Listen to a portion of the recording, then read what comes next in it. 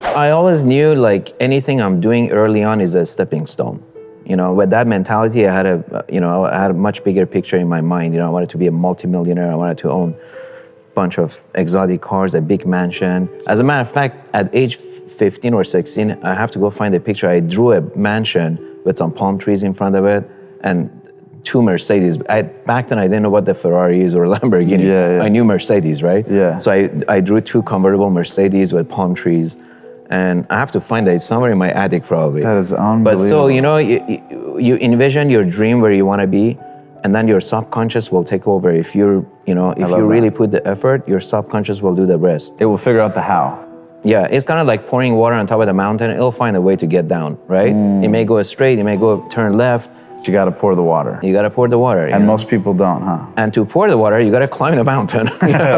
I think, what builds you, your mentality, your mindset, when you do that in your early teens or 20s, is a lot different than when you're 40 and 50 trying to do that.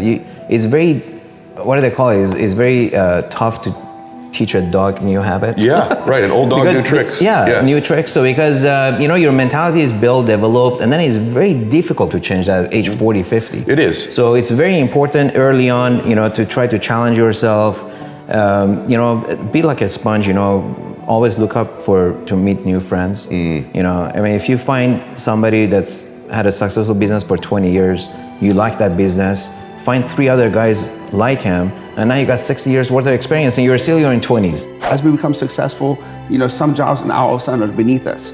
You know what I mean? And that's never been you. No, and it shouldn't be for anybody that wants to be an entrepreneur, a business owner. You gotta do everything from, first of all, you gain the respect of all your employees. Yes, 100%. Right? 100%. They see the boss is doing, anything in the company, right?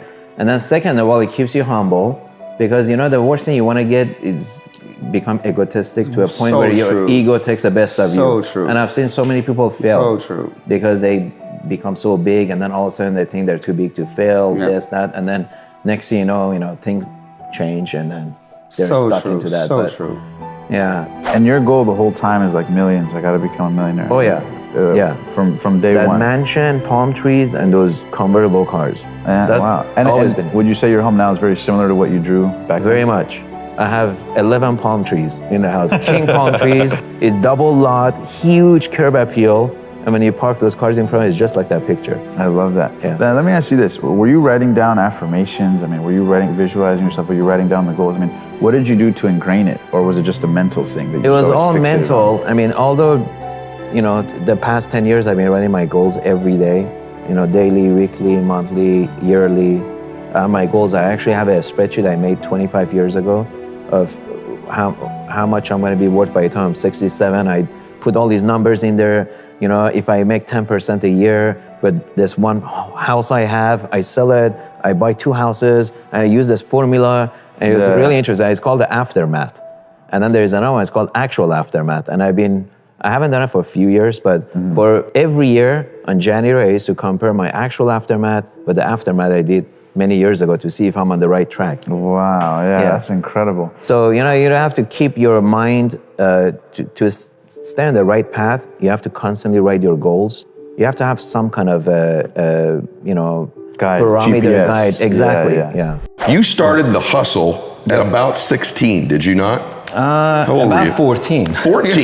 We'll go back. So what were you doing at 14? So we moved to the 2-bedroom apartment, and then every time I took the trash out, I realized people leave stuff by the trash can.